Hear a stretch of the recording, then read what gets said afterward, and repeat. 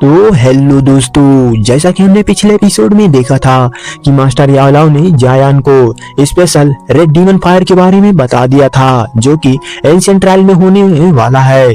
और मास्टर तो वहां पर नहीं जा सकते क्योंकि उन्हें यहाँ पीछे रहकर फॉलिंग स्टार पवेलियन को प्रोटेक्ट करना था, इसीलिए वो जायान को वहां पर जाने के लिए बोल देते हैं। तो जायान तो खुशी खुशी अपने दोस्त को लेकर फौरन से वहाँ एंशिएंट ट्रायल की तरफ रवाना हो गया।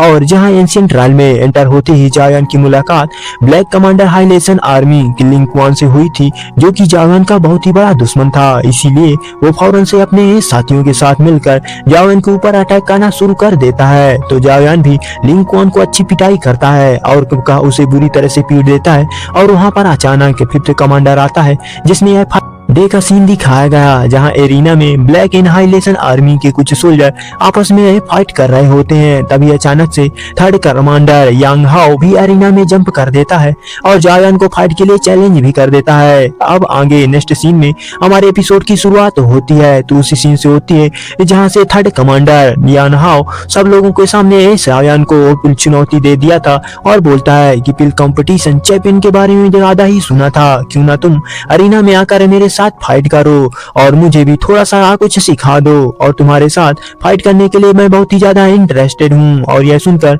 तो वहां पर मौजूद सभी लोग शॉक हो गए थे क्योंकि उन्हें मालूम नहीं था कि पिल टावर कंपटीशन का चैंपियन जायान भी यहाँ पर आया हुआ है। तो जायान के बारे में बेशक सब लोगों ने तो सुना ही था और उसका मास्टर एक बार है बर्निंग लेवल में एक्सपर्ट भी हुआ करता था और वह खुद भी पिल टावर कंपटीशन का चैंपियन है, इसीलिए वह सब लोग इसी के बारे में बात कर रहने लगते हैं। और दूसरी तरफ पॉइजन गर्ल कह रही होती है कि यहाँ यांग हाओ बहुत ही ज्यादा चालाक है और तुम्हारे साथ फाइट करके तुम्हें पीटना चाहता है, क्योंकि यहाँ पर मुझे सब लोगों को पता है नहीं है कि लेकिन तुमसे ज्यादा ही गुस्सा है। यह सुनकर जायान कूल तरीके से जवाब देते हुए कहता है कि यांग हाओ के फाइट के चैलेंज को मैं एक्सेप्ट करता हूँ कि ताकि मैं भी एंशिएंट ट्रायल में एक एग्जाम्पल को क्रिएट कर सकूं और मुझसे पंगा लेना अच्छा नहीं होता, वरना इन एंशिएंट ट्रायल के कई सारे लोगों को वजह मुझे परेशान करेंगे। और यह सभी कहता है तो जायान तीसरे के साथ टेलीपोर्ट हो जाता है और फौरन से एरिना में आकर खड़ा हो गया जहां पर उसके सामने यांग हाओ भी मौजूद था। और इस एरिना में आसपास प्रोटेक्टिव बैरियर भी एक्टिवेट हो जाता है और तभी अचानक से यांग हाओ जायान से कहने लग जाता है कि मैं जानना चाहता हूं कि पिल टावर चैंपियन में आखिरकार ऐसी क्या बात होती है, चलो मैं आज तुम्हें देख लेता हूं। और यह इतना कहने के बाद हम देखते हैं कि यांग हाओ फिर एक अटैक रेडी करते हुए तेजी के साथ जायान के ऊपर हमला करने के लिए जंप कर देता है। मगर दूसरी तरफ हम देखते हैं कि जायान तो कूल तरीके से अपनी 3000 ठंडा टेक्निक के एक्टिवेट करते हुए यांग हाओ के पंचेस को डॉज कर रहा होता है। तो जायान की ऐसी तेज रफ्तार को देखकर तो यांग हाओ भी एक पल के लिए सरप्राइज हो गया था। और उसके बाद हम देखते हैं कि यहाँ उसने फौरन से अपनी dragon snake step technique activate कर लिया था ताकि वह जायान को पावरफुल अटैक कर सके। और वो तेजी से उसे मारने के लिए जाता है, मगर इसका अभी कोई ज्यादा फायदा नहीं होता क्योंकि जायान की 3000 ठंडा टेक्निक के सामने उसकी रफ्तार कुछ भी नहीं होती। इसीलिए जायान काफी आसानी के साथ उसके हर एक अटैक को डॉज कर लेता है और अचानक से उसे पकड़कर उसके पेट में एक मुक्का दे मारता है। और हम देखते हैं कि उसकी स्पीड इतनी ज्यादा ही नहीं थी और वो बहुत ही बेकार तरीके से, और जायान का यह अटैक एक सोल अटैक था और इसी वजह से हम देखते हैं कि यांग हाओ की सोल उसकी बॉडी से बाहर निकल गई थी और वो बहुत ही मुश्किल के साथ अपने आप को संभाल पाया था और उसका सर बुरी तरीके से चकरा रहा था। और यांग हाओ सरप्राइज होते हुए कहता है कि यह तो एक सोल अटैक था। इसके बाद वो पहले भी ज्यादा एक्सपीरियंस होते हुए वो बोलता है कि ये आपने स्काई डेबरिंग एनर्जी के टेक्निक का इस्तेमाल करते हुए ये जायान पर हमला कर चुका है, जिसपे जो टेक्निक थे वो आसानी से कई सारी एनर्जी को तेजी के साथ जायान की तरफ बढ़ रही थी। तो जायान भी दूसरी तरफ अपनी 3000 ठंडी टेक्निक का इस्तेमाल करते हुए तेजी के साथ उसमें से हर एक अटैक को डॉज कर रहा था, मगर यहाँ पर उन क्लाउड्स की तादाद काफी ज्यादा होती थी। इसीलिए हम देखते हैं कि जायान मजबूरन अपनी हेवनली फ्लेम का इस्तेमाल करते हुए बाकी के सभी क्लाउड को जलाकर राख कर देता है। यह देखकर तो यांग हाओ और इसी मौके का फायदा उठाते हुए फौरन से जायान को एक किक करता है और इसके लिए उस पर जंप कर देता है, मगर वो वहां पर वो हट जाता है और हम देखते हैं कि जायान ने तो यांग हाओ के पैर को पकड़ लिया था।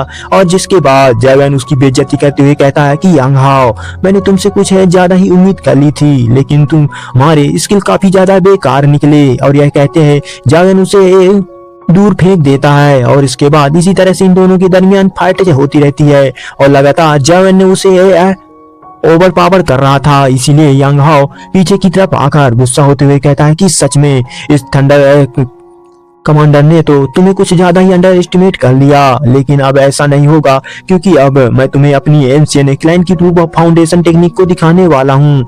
जो वो कहता है कि साथ ही साथ यांग हाओ ने अपने फिनिश वहां पे माउंटेन ओपनिंग सील को एक्टिवेट करना शुरू कर दिया था, मगर जागन तो इसे पहले ही पहचान गया था और वो एम्परर सील टेक्निक के इसे जागन से पहले वो मास्टर कर लिया था और वो इस टेक्निक की कमजोरी भी जानता था। इसीलिए वो इससे पहले कि यांग हाओ उस माउंटेन ओपनिंग सील को एक्टिवेट कर पाता, जायन काफी आसानी से शायद मूव करते हुए तेजी से यांग हाओ के पास जाकर वहां पर सिर्फ 2 उंगलियों का इस्तेमाल करते हुए यांग हाओ को पीछे हटा देता है। तो यह देखकर यांग हाओ सरप्राइज होते हुए कहता है कि आखिरकार इसे एम्परर सील टेक्निक की कमजोरी कैसे मालूम है। इससे पहले कि यांग हाओ कुछ समझ पाता, तभी जाओयान तेजी के साथ उसके पास आते हुए उसके मुंह और बॉडी में एक पंच मार देता है और बरसाना शुरू कर देता है।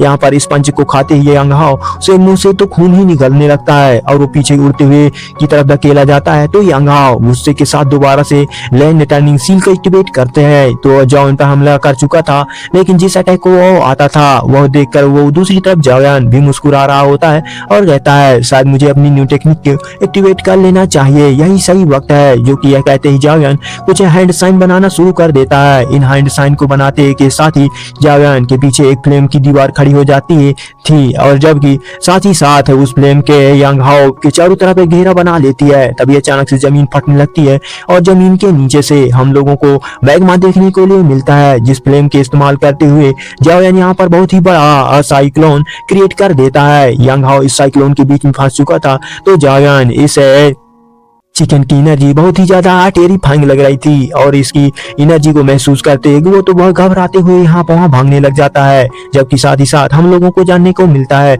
कि जाओयान की यह न्यू टेक्निक का नाम है अल्टर फ्लेम टेनोडो टेक्निक है। इस अटैक की वजह से हम देखते हैं कि यांग हाओ काफी बुरी तरीके से इंजर्ड हो चुका था। तो जाओयान सिर्फ एक ही हाथ के इशारे से उसे पकड़ते हुए दीवार में दे मारता है और जिसके बाद यांग हाओ की बॉडी अभी इतनी भी ताकत भी नहीं बची थी कि वो दोबारा से फाइट कर सके और कंटिन्यू कर सके। इसीलिए जाओयान बाकी सब लोगों की तरफ देखते हुए कहता है कि नेक्स्ट अब कौन आएगा। यह देखकर तो ब्लैक इन हाइलेशन आर्मी का सोल्जर जाओयान से बहुत ही ज्यादा इम्प्रेस हो गया था और वो ऊंची आवाज में कहता है कि ब्रदर जाओयान तुम तो हो जीनियस हो। मगर बाकी के सब लोग वो वहां पर उसका मुंह बंद कर देते हुए और खामोश हो जाते हैं और तुम ब्लैक इनहाइलेशन आर्मी और ज्यादा नहीं रुकना चाहती। और दूसरी तरफ किंग लुआन भी यहाँ पर है। कमांडर यांग हाओ को हारता हुआ देखकर वो तो काफी ज्यादा हैरान था, उसे यकीन नहीं आता कि जाओयान यांग हाओ को भी हरा दिया है।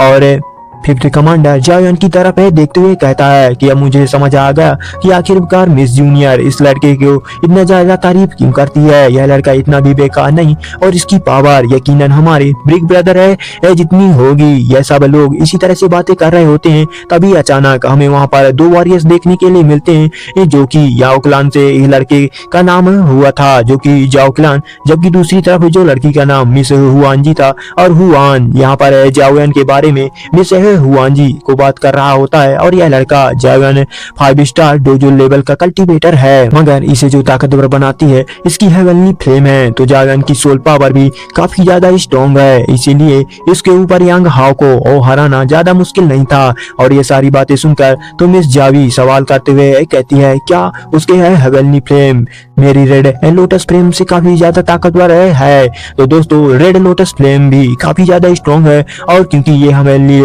फ्लेम रैंकिंग की लिस्ट नंबर 8 पर आती है, मगर हाँ वो जाओयान की हेवनली फ्लेम ज्यादा ताकतवर नहीं है। यहाँ जाओयान जब इस फाइट के बाद वापस जाने लगा था, तभी अचानक हम देखते हैं कि यांग हाओ खड़ा हो गया था और वो जख्मी हालत में होने के बावजूद भी जाओयान को कह रहा था कि कमीने तुझे इस तरह से नहीं हरा सकता और मैं हार मानने वाला नहीं हूँ। और या वो जाओयान की तरफ बढ़ने ही वाला था, तभी अचानक से उसके सामने सेकंड कमांडर आ जाता है और उसका रास्ता रोक लेता है और कहता है कि तुम हमारे क्लैन पर है कलंक हो, तुम इस बच्चे को हरा नहीं पाए।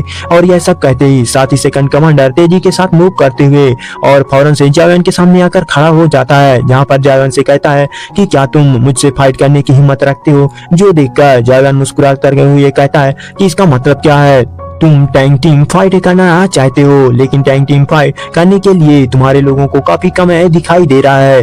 और इस पर सेकंड कमांडर गुस्सा होते हुए कहता है कि जरूरी नहीं यह टैंक टीम फाइट ही हो, और तुझसे अकेला फाइट करने के लिए मैं आ सकता हूँ। असल में जागन उसका मजाक उड़ा रहा होता है और तुम लोगों को शर्म नहीं आती कि तभी अचानक से पीछे से आवाज आती है कि सेकंड कमांडर आवाज करते हुए यही कह रहा था कि लूजो। यह जो सुनकर सेकंड कमांडर पीछे की तरफ पलट कर देखता है तो वो कोई और नहीं बल्कि गुकलैन के एल्डर गुआओ जियान थे, जो कि सेकंड कमांडर पर गुस्सा करते हुए कहते हैं कि तुम लोगों को सामने हमारे मेहमान को इस तरह से चैलेंज कर रहे हो, तुम्हें शर्म आनी चाहिए। और आखिरकार किस तरह से बिहेवियर तुम कर रहे हो, क्या हम अपने मेहमानों को इस तरह से परेशान करते हैं? तो वो फौरन से अपने वापस लौट कर चला जाता है। जो सुनकर यहाँ सेकंड कमांडर वापस दूर है, कोई रास्ता नहीं बचता। और सेकंड कमांडर की बात सुनते ही वो जैसे ही उसमें हुक्म सुनता है तो जिसके बाद थर्ड कमांडर सेकंड कमांडर को फौरन से हिलने के लिए कह देते हैं। और वो दोनों जाने के बाद एल्डर गुजुआन से धीरे से जागन के पास आकर कहते हैं कि हमें माफ कर देना, आजकल के जवान लड़के का खून तो काफी ज्यादा गर्म होता है। और इसे जागन जवाब देते हुए कहता है कि कोई बात नहीं, आपका शुक्रिया मैच रुकवाने के लिए। और इसके बाद हम देखते हैं कि एल्डर गुजुआन ने बाकी सब लोगों के सामने भी अनाउंस कर दी थी कि अब हम लोग वार महल का इस्तेमाल करते हुए 3 दिन के बाद यहाँ से गुकलैन की तरफ रवाना हो जाएंगे। और रास्ते में हम लोगों को एंशियन सीक्रेट माउंटेन रेंज की तरफ जाएंगे, लेकिन याद रखना कि तुम लोग गुकलैन पे हो और वहां नहीं भटक सकते। और यह सख्ती के साथ मना है, क्योंकि अगर ऐसा करते हुए तुम लोगों को पाया गया तो तुम लोगों को वहां व्हाइट स्पेस में भेज दिया जाएगा। और जब मास्टर गुजुआन ये सारी बात अनाउंसमेंट कर रहे होते हैं तभी अचानक से जाओयान ने साइड से किसी और की एनर्जी महसूस करी, जो कि एनर्जी थोड़ी सी मिस्टीरियस थी। मगर जाओयान उस तरफ पलट कर देखता है तो वहां पर कोई भी मौजूद नहीं था। लेकिन उसी शाम जब जाओयान अपने दोस्तों के साथ मिलकर अरीना से वापस अपने होटल के रूम की तरफ जा रहा होता है, तभी रास्ते में जाओयान को वही एनर्जी दोबारा से महसूस हो रही थी। और इसीलिए वो अचानक से रुक के पीछे की तरफ पलटता है, जो कि वहां पर छुपा हुआ सामने के लिए क्या है और तुम सामने क्यों नहीं आते? तो जायन की बस इतना कहते ही वो तभी अचानक से चारों तरफ वहां पर एक एनर्जी फैलने लग जाती है। और साथ ही साथ हम लोगों को एक आदमी देखने के लिए मिलता है जो कि जायन से कह रहा होता है कि तुम्हारे सेंसेस तो वाकई में काफी ज्यादा अच्छे कमाल हैं। तभी अचानक से हमें जानने के लिए मिलता है कि यह आदमी हाल ऑफ सोल क्या है। जिसके बाद वो दोनों वो गार्ड भी मौजूद थे, जो कि हाल ऑफ सोल के लोगों को देखकर जायन तो काफी ज्यादा गुस्से में आ जाता है और वो फौरन से अपनी पावर को एक्टिवेट कर लेता है। लेकिन दूसरी तरफ आर्मी जागरण से कहते हैं कि घबराने की कोई जरूरत नहीं है, हमने तो सिर्फ अपनी आंखों से यह देख लिया कि जाओ क्लाइन गिरने के बाद भी कितना ज्यादा कमजोर हो चुका है। तो पॉइजन गर्ल है उसकी बातों को अच्छी नहीं लगती और इसीलिए वो फौरन से उस आदमी के ऊपर अटैक कर चुकी होती है जिस अटैक को उसने ब्लॉक कर लिया था। और दूसरी तरफ उस आदमी के गार्ड ने भी लेंस का इस्तेमाल किया और इसी वजह से आसमान में क्रैक पड़ गए थे, जो कि इस बात का अलामत थी कि ये दोनों गार्ड काफी ज्यादा ताकतवर हैं। और अगर गार्ड इतने ज्यादा ताकतवर हैं तो सोचो कि यह आदमी कितना ज्यादा खतरनाक और खुफिया होगा।